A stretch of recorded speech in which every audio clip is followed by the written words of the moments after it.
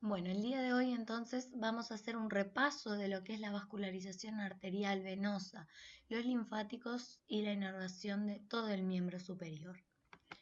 Vamos a comenzar con lo que es la vascularización arterial, recordando que el eje vascular del miembro superior es único, es continuación de la arteria subclavia, una arteria que se origina a nivel del tórax, a la izquierda directamente del callado aórtico y a la derecha procedente del tronco arterial brachiocefálico, la cual asciende, pasa por la región supraclavicular y cambia de nombre entonces a nivel del borde inferior de la clavícula, tomando el nombre de arteria axilar.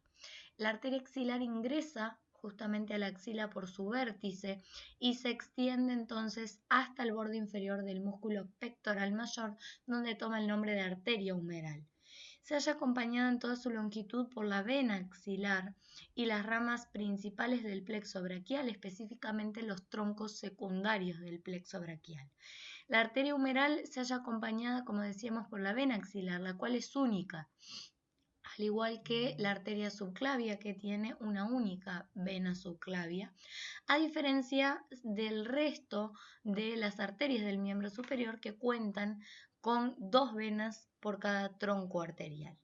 Da 6 ramas colaterales, sobre todo destinados a el hombro y la región escapular, la articulación escapulohumeral, y como sabemos de ella va a depender toda la irrigación del miembro superior. Aquí ustedes pueden visualizar una imagen, ¿sí? Acá tenemos entonces la primera costilla, articulando entonces con el primer cartílago costal y el manubrio esternal. Acá observamos la articulación esternocondrocostoclavicular. Aquí tenemos la clavícula, ¿sí? Esta es su extremidad interna y aquí su extremidad externa articulando con el acromion. Y podemos visualizar entonces la arteria subclavia, como viene, ingresa, entonces pasa por este sector y a nivel del borde inferior de la clavícula, ¿sí? Algunos autores también delimitan el borde externo de la primera costilla. Entonces a partir de este punto toma el nombre de arteria axilar. Esta arteria continúa entonces luego a nivel de lo que es todo el hueco axilar, ¿sí? Tiene un trayecto que va desde el vértice a la base y es un trayecto que va haciéndose entonces, como lo pueden observar en la imagen, va desde el sector interno hacia la parte externa y emite, como decíamos, arterias colaterales, el número de 6 específicamente, para luego de el borde inferior del pectoral mayor cambiar de nombre a arteria humeral. Aquí ustedes pueden observar, ¿sí? Acá estamos entonces en la región de la axila y lo que observamos aquí justamente es, primero que nada, este es el músculo pectoral mayor, ¿sí? Aquí el brazo está en abducción, o sea, está separado del tronco. Y ustedes pueden observar entonces a nivel de lo que sería el borde inferior de este músculo, tendríamos entonces la continuación como arteria humeral. Aquí pueden observar, ¿sí?, lo que son los troncos del plexo braquial. Con respecto a la arteria humeral, esta es continuación de la arteria axilar, se sitúa en la región anterior del brazo y del codo y se extiende, ¿sí?, desde lo que es el borde inferior del pectoral mayor hasta el pliegue del codo, donde se va a dividir en dos ramas terminales que son la arteria radial y el tronco cúbito interóseo. El tronco cúbito interóseo va a dar origen a la arteria cubital y el tronco de las interóseas. Y como decíamos, a partir de la arteria humeral hacia abajo, todas las arterias se acompañan por dos venas satélites, que son una externa y otra interna. La arteria humeral se va a relacionar con la mayor parte de las ramas terminales del plexo braquial, pero específicamente con el nervio mediano, el cual la acompaña durante todo su trayecto. Aquí entonces ustedes pueden observar, ¿sí? Aquí tenemos una imagen del brazo, aquí se seccionó parte de los músculos del brazo y recordemos que la arteria humeral transita por el surco bicipital interno, acompañada entonces del nervio mediano, que es este que se observa aquí, y acompañada entonces de dos venas. Acá tenemos nuevamente lo mismo, ¿sí? tenemos la arteria humeral y aquí tenemos a la bifurcación entonces en arteria radial, tronco, ¿sí? Cúbito interóseo y entonces aquí tenemos ya la emergencia de la arteria radial y el tronco de las interóseas.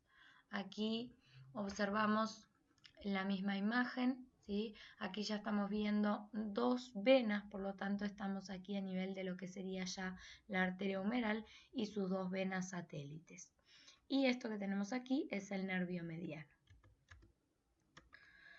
Con respecto a la arteria radial, es una de las ramas terminales de la arteria humeral, es su rama de bifurcación externa, se extiende por la cara anterior del antebrazo y se dirige oblicuamente hacia abajo y hacia afuera, contornea la articulación radiocarpiana, pasa por el canal del pulso, por la tabaquera anatómica, que ya conocemos estos espacios, antes de penetrar luego en la palma de la mano para formar el arco palmar profundo.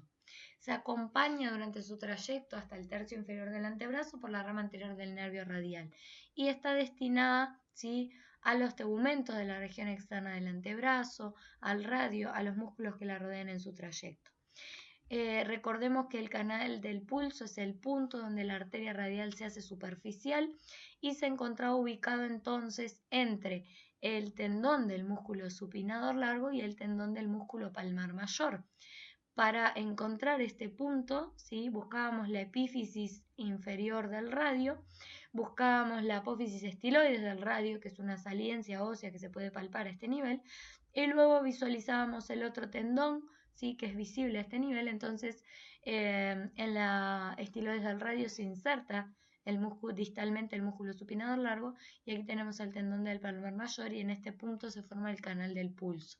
Recordemos que este punto sirve tanto para la toma de la frecuencia cardíaca, ¿sí?, por medio de entonces la toma de pulsos, sirve también para la realización de gasometrías arteriales, para poder entonces a través de la extracción de sangre arterial objetivar los valores de pH, oxígeno y dióxido de carbono en sangre arterial. Con respecto a la arteria cubital, se extiende también desde el pliegue de codo y se dirige hacia abajo y dentro y desciende después verticalmente, llegando, ¿sí?, al borde inferior del ligamento anular anterior del carpo, donde va a continuarse hacia la mano y va a ingresar en la celda palmar media, continuándose entonces con el arco, formando, mejor dicho, lo que es el arco palmar superficial. Recordemos que el arco palmar superficial se va a formar por la reunión de la arteria radiopalmar justamente con la cubital. Va acompañada durante su trayecto por el nervio cubital y sus ramas colaterales están destinadas a los músculos vecinos. Aquí podemos observar entonces, ¿sí?, arteria humeral. Este es el músculo bíceps, ¿sí? Recordemos entonces surco bicipital interno, transita la arteria humeral. Aquí observamos al nervio mediano, ¿sí?, y aquí vemos cómo la arteria humeral se bifurca, ¿sí?, en arteria radial, tronco cúbito interóseo, arteria cubital y tronco de las interóseas, ¿sí? Acá entonces visualizamos la arteria radial. Acá observamos su descenso a lo largo de la región externa del antebrazo, el sector donde la arteria se hace superficial y luego, ¿sí?, aquí, y luego su pasaje, ¿sí?, hacia el dorso de la mano, tabaquera anatómica, para profundizarse luego a la palma de la mano. Por otra parte, visualizamos por el contrario a la arteria cubital, ¿sí?, que desciende oculta por las logias musculares epitrocleares, y luego la vemos aquí aparecer en el sector interno del antebrazo, descender, ¿sí?, pasar por delante entonces del ligamento anular anterior del carpo y llegar a la celda palmar media para formar el arco palmar superficial. Aquí la pueden ver a la arteria cubital, como es acompañada justamente entonces con el nervio cubital, mientras que la arteria radial es acompañada por la rama anterior del nervio radial. Con respecto al tronco de las interóseas, el tronco de las interóseas es un pequeño tronco voluminoso y corto, pequeño, que se divide en dos arterias que son la interósea anterior y posterior, ¿sí?, las cuales la anterior desciende por delante del ligamento interóseo, membrana interósea, ¿sí?, mientras que la interósea posterior atraviesa el espacio interóseo por arriba de la membrana interósea, ¿sí? Y se dirige entonces a determinados músculos que ustedes tienen allí especificados. Aquí nuevamente volvemos a objetivar los vasos acompañados de las estructuras nerviosas, ¿sí? Aquí tenemos nervio cubital, tenemos el nervio cubital desviándose hacia la parte posterior para pasar por el canal epitrocleocraniano. Lo vemos nuevamente aparecer en la región anterior del antebrazo. Aquí tenemos al nervio mediano acompañando a la arteria humeral, bifurcación de la arteria humeral en la arteria radial, tronco de las interóseas, ¿sí? Tronco cúbito interóseo, perdón. Acá ya vemos a la arteria cubital, ¿sí? Que acompaña al nervio cubital. Tenemos al nervio mediano por la región central y acá justamente entonces vemos, ¿sí? Al canal del pulso. Con respecto a los arcos palmares, esto ya lo mostrábamos en el video anterior, tenemos dos arcos palmares, superficial y profundo, ¿sí? Acá ustedes pueden visualizar, acá tenemos a la arteria radial y acá tenemos llegando a la arteria cubital. La arteria radial, ¿sí? Antes de ingresar a la tabaquera anatómica y desviarse al dorso de la mano, emite esta rama que es la arteria radiopalmar. La arteria radiopalmar aquí la vemos descender, ¿sí? Y anastomosarse justamente con la arteria cubital. Y si ustedes visualizan, el arco palmar superficial emite, ¿sí? Lo que son las arterias, 4 arterias que van a recibir el nombre de arterias interdigitales. A su vez, cada arteria interdigital va a emitir lo que son las arterias colaterales de los dedos. Cada dedo posee una arteria que va por su lado interno y por su lado externo. Y entonces ustedes visualizan, ¿sí? Aquí tenemos entonces la arteria interdigital, ¿sí? Que está emitiendo una rama para el sector interno y de la otra arteria interdigital procede la rama del sector externo del quinto dedo. Luego esta misma arteria interdigital emite la arteria destinada al sector interno del dedo anular y la siguiente interdigital emite la destinada al sector externo y así sucesivamente.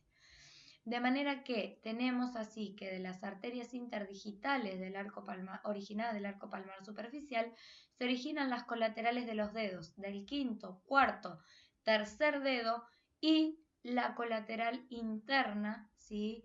Del segundo dedo, ¿sí? O dedo índice. Las colaterales del dedo pulgar y la colateral externa del dedo índice se van a originar del arco palmar profundo. Con respecto entonces al arco palmar profundo, aquí ustedes pueden visualizar que el arco palmar profundo se va a formar entonces por esta arteria que tenemos aquí, que es la arteria cúbito palmar, y esta otra arteria que es la radial. Acá yo quiero que ustedes visualicen, este punto es justamente la tabaquera anatómica, ¿sí? La tabaquera anatómica se forma entre el extensor corto, ¿sí? Y el extensor largo del pulgar. Y aquí ustedes visualizan entonces, ¿sí?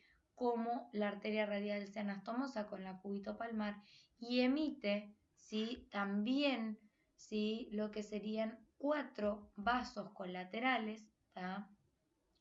Que van a emitir ramas ascendentes, como pueden visualizar acá, ¿sí? Y ramas posteriores que son las perforantes, al igual que ramas descendentes que son las interóseas palmares. Entonces, de las ramas descendentes o interóseas palmares, ¿tá? Que son estas que se visualizan acá, que se van a ubicar en los espacios interóseos entre cada uno de los metacarpianos, como habíamos estudiado, de estas arterias interóseas van a originarse, ¿sí? Las colaterales del pulgar y la colateral externa del dedo índice, completando así entonces las colaterales de todos los dedos de la mano. Con respecto al sistema venoso del miembro superior, destacamos que a diferencia del sistema venoso del miembro inferior, estas no poseen válvulas porque no tienen que hacer tanta actividad en contra de la gravedad como sucede en el miembro inferior. Y se van a clasificar, como ya sabemos, en un sistema venoso superficial y un sistema venoso profundo. Las venas profundas, recordemos, son satélite de las arterias.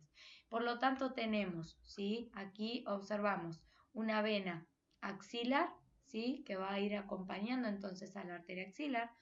Y luego vamos a tener dos venas humerales, dos venas radiales, cubitales y etc. Con respecto a las venas superficiales, destacamos que existe una gran red venosa en el dorso de la mano, ¿sí? Que se hallan muy desarrolladas. Las venas metacarpianas forman un arco venoso dorsal, donde van a desembocar dos venas, ¿sí? Que destacan, que son la vena cefálica del pulgar y la salvatela del meñique. Es así que se originan tres venas, ¿sí? Tres venas que son, ¿sí? La vena, vamos a seguirlo en la imagen, ¿sí? La vena radial, ¿sí? Acá tenemos, ¿sí? La vena radial superficial, ¿sí? La vena cubital superficial. Y por último, esta vena que observan acá, que viene de la cara posterior del antebrazo, que es la vena radial accesoria. Entonces, estas estructuras ustedes ya las conocen. Recordamos entonces la vena radial accesoria, que viene de la cara posterior del antebrazo, la vena radial superficial, ¿sí? Que acá la tienen como vena mediana en la diapositiva, pero que continúa a la vena cefálica del pulgar. Y por último, a la vena cubital superficial, que es continuación de la vena salvatela del meñique. No olvidemos que estas estructuras, estas tres venas, transitan por la cara anterior del antebrazo, pero continúan a venas que proceden del dorso de la mano. ¿Sí? La cubital continúa la salvatela del meñique, que se ubicaba en el dorso de la mano. La mediana o radial superficial continúa la cefálica del pulgar, que se encontraba también en el dorso, y la radial accesoria, ¿sí? Continúa entonces a las venas de la cara posterior del antebrazo. De manera que si ustedes observan entre la radial accesoria, radial superficial y cubital superficial, se forma lo que conocemos con el nombre de M venosa del codo, ¿sí?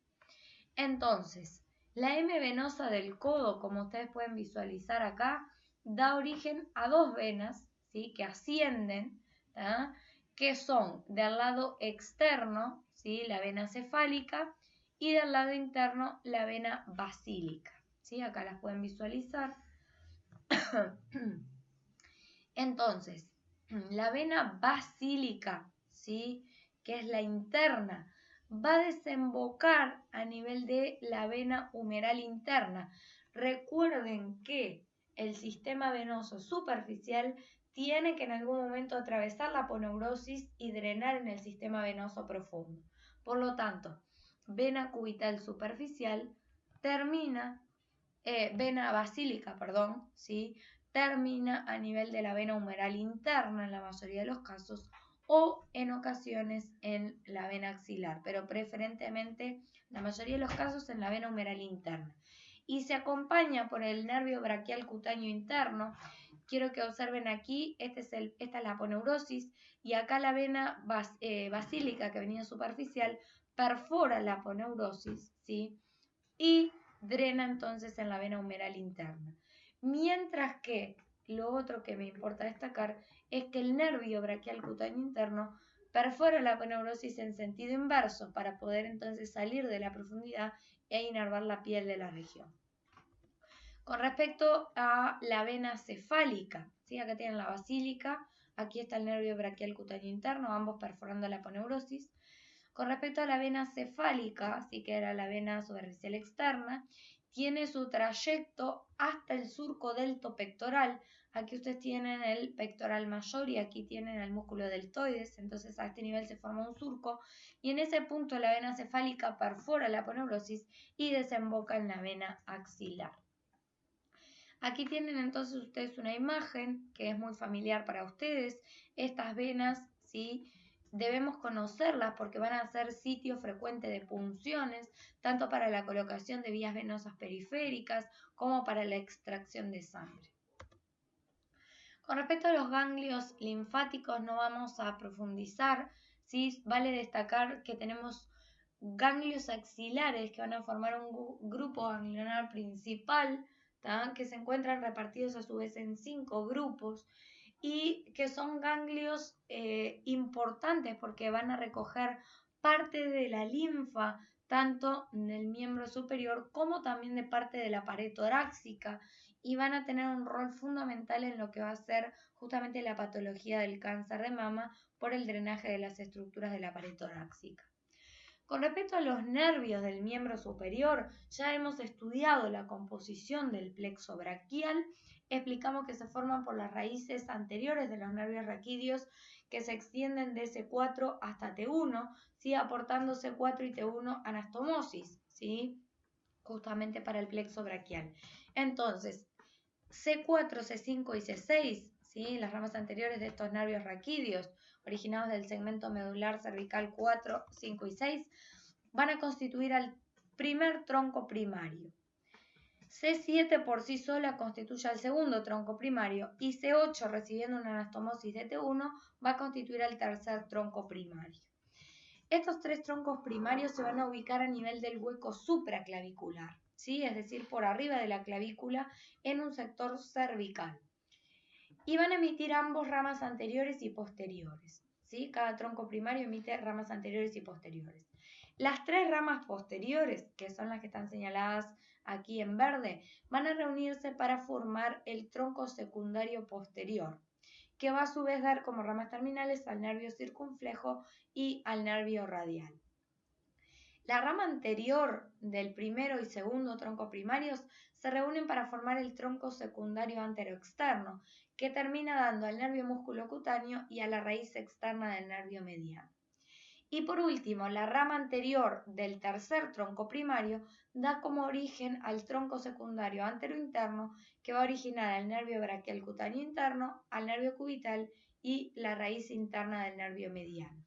Vale recordar que así como los troncos primarios se ubican en la región supraclavicular, la siguiente región que continúa al hueco supraclavicular es la axila. Entonces los troncos secundarios se van a ubicar a nivel de la axila, en compañía de arteria y vena axilar. Aquí ustedes tienen una imagen, ¿sí? Quiero que observen, esto que tenemos aquí es la clavícula que fue seccionada. En la parte superior aquí tenemos este triángulo que es el hueco supraclavicular. Aquí tenemos a la vena subclavia. Recuerdan que habíamos hablado que la clavícula nos servía de reper para poder topografiar por detrás de ella la vena subclavia para las punciones venosas centrales. Y por detrás de la vena subclavia tenemos justamente a la arteria subclavia y a los troncos primarios del plexo braquial.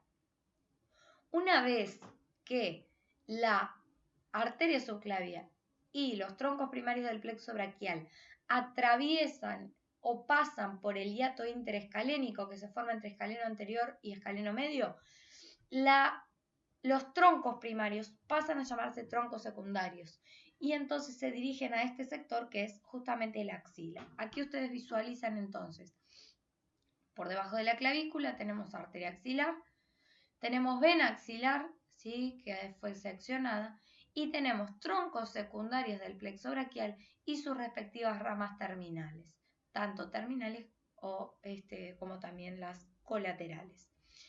Acá aprovecho a mencionarles, ya que se ve, acá tenemos sí al músculo deltoides, ¿tá? Acá tenemos justamente al pectoral que fue seccionado, el pectoral mayor, y acá ustedes visualizan, esta es la porción del pectoral mayor que queda de este otro lado, y acá lo que quiero que miren es como la vena cefálica, ¿sí? Que venía superficial, entra en el surco deltopectoral, perfora la aponeurosis y se profundiza, ¿sí? Y si tuviéramos entera la vena axilar en el dibujo, la veríamos ingresando.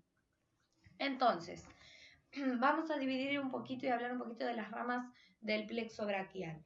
Las ramas colaterales son múltiples, tenemos ramas destinadas sobre todo a los músculos de la pared anterior de la axila y de la región escapular. Entonces tenemos ramas que toman los nombres de los músculos a los cuales están destinados. Por lo tanto, tenemos a los nervios del pectoral mayor, del pectoral menor, del subclavio, del subescapular, del redondo mayor, del serrato mayor, ¿sí? Etcétera, etcétera. Entonces, con respecto a las ramas terminales, que son las que vamos a darle más énfasis, tenemos entonces al nervio circunflejo y al nervio radial, que eran ramas que procedían justamente del tronco secundario posterior. Tenemos al nervio musculocutáneo, que procedía del tronco secundario anteroexterno. Tenemos al nervio mediano, que se forma por dos raíces, la del tronco secundario anteroexterno y la del tronco secundario anterointerno. Y al nervio braquial cutáneo interno y al nervio cubital, ambos procedentes del tronco secundario anterointerno. Entonces, el nervio circunflejo tiene como raíz principal C5 y va a estar destinado, como ya sabemos, al músculo deltoides. También envía pequeñas ramas colaterales, ¿sí? al músculo subescapular, al músculo redondo menor, ¿sí? etc. Con respecto al nervio radial, el nervio radial también procede del tronco secundario posterior. Va a estar destinado al músculo tríceps, ¿sí? Al supinador largo, al músculo radial, al músculo anconio. También da ramas sensitivas, ¿sí? O cutáneas que van a transitar por la cara anterior del antebrazo. Estaba recordando que la rama posterior es motora y la rama anterior es sensitiva. El nervio músculo cutáneo está destinado a los músculos de la región anterior del antebrazo y específicamente anterior del brazo, y específicamente al músculo bíceps, al bíceps braquial, al braquial anterior y al coracobraquial, al cual perfora. Además, va a dar ramas anterior y posterior que están destinadas, sobre todo, ¿sí? a los tegumentos de la región, entonces, anteroexterna y posteroexterna de brazo y antebrazo. Aquí entonces tenemos un sector donde tenemos las estructuras señaladas en un preparado cadavérico. Con respecto al nervio mediano, bueno, como sabemos, dijimos, está constituido por dos raíces, entre las cuales se ubica la arteria axila. Desciende por el surco, entonces, o conducto o canal bicipital interno en relación con la arteria humeral. Y a nivel del pliegue del codo alcanza el eje vertical del antebrazo sobre la línea media y transita entre el flexor común superficial y profundo. Luego pasa por debajo del ligamento anular anterior y llega a la palma de la mano, ¿sí? Y va a inervar, ¿sí? a la gran mayoría de los músculos de la región anterior del antebrazo, a excepción, ¿sí? de lo que van a ser la logia externa, que va a estar inervada por el radial, el músculo cubital anterior, que justamente por cercanía está inervado por el nervio cubital, y los haces más internos del flexor común profundo. Entonces, el resto, todo va a estar inervado por el nervio mediano y sus ramas. En la palma de la mano, ¿sí? va a emitir una rama tenar para los músculos separador corto del pulgar, oponente del pulgar, y el haz superficial del flexor corto del pulgar, y emite también nervios digitales, ¿sí? para el primero, segundo y tercer espacio interdigital. Aquí ustedes pueden visualizar entonces, ¿sí? al nervio mediano, ¿tá? y cómo va a dividirse entonces y va a enviar, ¿tá? ramos para el primero, el segundo y el tercer espacio interdigital. Para lo que sería el cuarto espacio interdigital y lo que sería el quinto dedo y la parte más interna del cuarto dedo anular, las ramas las va a proveer justamente el nervio cubital. Con respecto al nervio braquial cutáneo interno, nace del tronco secundario anterointerno, es únicamente sensitivo y está destinado a los tegumentos de la región interna del brazo. Con respecto al nervio cubital, se desprende también de lo que es el tronco secundario anterointerno, su raíz principal es C8, desciende por dentro de la arteria humeral, luego se hace posterior pasando por el canal epitrócleo-lecraniano. No emite ramas colaterales en el brazo, pero a nivel del codo y antebrazo da ramos articulares y musculares, ¿sí? Sabemos, como decíamos recién, que en el antebrazo va a inervar el cubital anterior y a los haces más internos del flexor común profundo. Y a nivel de la mano va a inervar los músculos de la eminencia hipotenar, los interóseos, el tercer y cuarto lumbrical, que son los lumbricales más internos, y a los más profundos de la eminencia tenar, es decir, al aproximador del pulgar y a las profundas del flexor corto. Aquí entonces visualizamos, como decíamos, ¿sí?, el nervio cubital inervando la eminencia hipotenar, enviando una rama para los músculos más profundos de la eminencia tenar y también, como ya habíamos mencionado, inervando entonces quinto y parte del cuarto dedo. Aquí tienen un esquema, ¿sí?, cómo quedaría la mano entonces. Todo este sector corresponde al nervio mediano, lo que está en rojo, y este sector corresponde al nervio cubital, ¿sí? Esto es inervación, ¿sí?, sensitiva, que es justamente por estos nervios superficiales que vemos acá. Bueno, acá lo que pueden visualizar en un preparado cadavérico es el arco palmar superficial. Aquí tenemos a la arteria cubital, ¿sí? Acá tenemos entonces al arco palmar superficial, las arterias colaterales de los interdigitales que luego emiten las colaterales de los dedos. Y aquí lo que estamos visualizando que acompaña, ¿sí?, lo ven por abajo, aquí tenemos una rama y una rama, son las colaterales entonces del nervio mediano, acá, ¿sí?, aquí, y por último en este sector, ya lo que son las colaterales del nervio cubital. Si ustedes ven aquí, por debajo de la arteria cubital, tenemos aquí entonces a las ramas colaterales del nervio cubital. Y pueden visualizar cómo el quinto dedo, ¿sí?, está inervado estrictamente por el cubital, y el cuarto dedo, ¿sí?, va a recibir tanto del nervio cubital para su sector interno como del nervio mediano para su sector externo. Nuevamente aquí una imagen. Con respecto a los dermatomas es el sector de piel, ¿sí?, que está inervado por determinado nervio, valga la redundancia. Entonces, C5 da sensibilidad al sector del hombro y parte externa del brazo. Recordemos que C5 entonces será por medio del nervio circunflejo, C6 y C7 por medio del nervio mediano y el nervio radial, ¿sí? Tenemos allí entonces el sector cutáneo de la parte media y cara anterior y posterior del brazo y antebrazo. También participa así entonces el músculo cutáneo. C8 inerva la piel de la parte interna del brazo, antebrazo y mano. Y T1 territorio de la cara interna de brazo y axila. Aquí tienen un esquema, ¿sí? Eso está en la diapositiva. Y los miotomas, ¿sí?, se refiere entonces a los respectivos sectores musculares por qué raíz son inervados. No vamos a entrar mucho en anatomía funcional. Muchas gracias.